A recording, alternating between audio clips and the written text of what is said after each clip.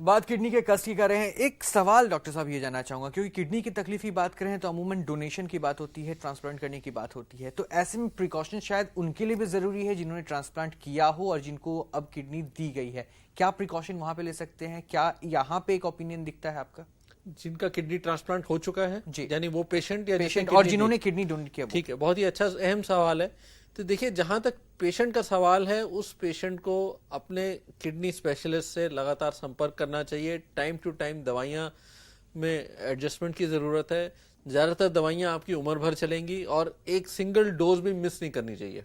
और थोड़ा इन्फेक्शन, आप क्योंकि हम आपके बॉडी को इम्यून सिस्टम को सप्रेस कर रहे हैं, तो थोड़ा इन्फेक्शंस का रिस्क ज्यादा रहता है, तरह तरह की इन्फेक्शंस होती रहती हैं। तो एक regular contact, regular follow up with nephrologist एक रिकमेंडेड है। और डोनर के लिए? अच्छा, जहां तक डोनर का सवाल है, देखिए डोनर सिलेक्शन में हम लोग बहुत ही कॉशियस रहते हैं, बहुत केयरफुल रहते हैं, क्योंकि जब हम डोनेशन के लिए किसी पेशेंट को एक्सेप्ट करते हैं तो उसके हार्ट, लिवर, लंग, किडनी लगभग 40-50 हजार रुपए से ज्यादा every organ is tested, every corner is tested. और डोनर एक बार हम एक्सेप्ट कर लें तो बाय एंड लार्ज उसको किडनी देने के बाद कोई मेजर प्रॉब्लम नहीं आती है किडनी देने की वजह से। बट जनरल प्रिकॉशंस ये हैं कि हाँ, अब आपको अपना लाइफस्टाइल को बिगाड़िए नहीं, ताकि आपको हाई ब्लड प्रेशर और शुगर नहीं होनी चाहिए, क्योंकि अगर वो होगी तो निश्चय जैसे बाकी लोगों को किडनी प्रॉब्लम हो रही है तो आपको भी हो सकती है। लेकिन किडनी डोनेशन से पीछे नहीं हटना चाहिए, क्योंकि किडनी डोनेशन के बाद ये बहुत सारी स्टडीज हो चुकी हैं इस पे।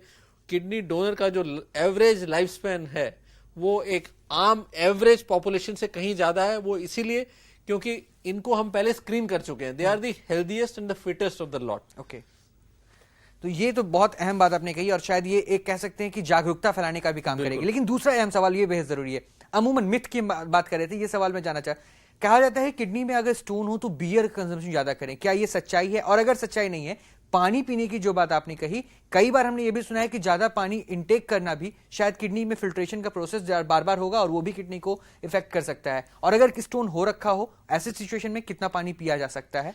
देखिए, बियर या जब किसी को किडनी स्टोन प्रिवेंट करने के लिए आपको तरल पदार्थ यानी लिक्विड्स खूब लेने हैं।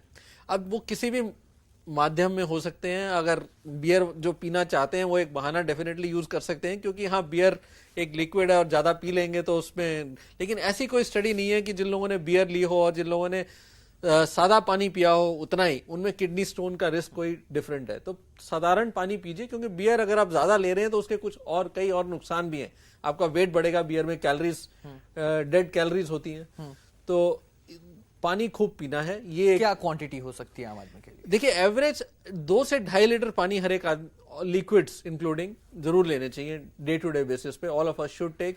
ये घर के एक प्लम्बिंग सिस्टम की तरह है। जैसे आपका अगर पानी आप ज्यादा पीते रहेंगे तो एक किडनी का सिस्टम जो है फ्लश होता रहेगा, उसमें कुछ सॉल्ट जमने का कोई मौका नहीं मिलेगा। यानी अगर आप रहना चाहते हैं बिल्कुल स्वस्थ, फिट और किडनी को भी रखना चाहते हैं तंदुरुस्त, तो तमाम जो आपको उपाय बताए गए हैं उस पर ध्यान जरूर दें। संजीव साहब, बहुत बहुत शुक्रिया हमारे साथ बनने के लिए, और आप सभी का भी बहुत बहुत शुक्रिया हमारे साथ जुड़ने के लिए। लगातार कॉल आप लगातार करते रहें, क्योंकि इस शो में हम आपके तमाम परेशानियों को दूर करने के लिए अलग अलग मुद्दों पर बार बार लेकर उसे हम हाजिर होते रहेंगे। फिलहाल दीजिए इजाजत।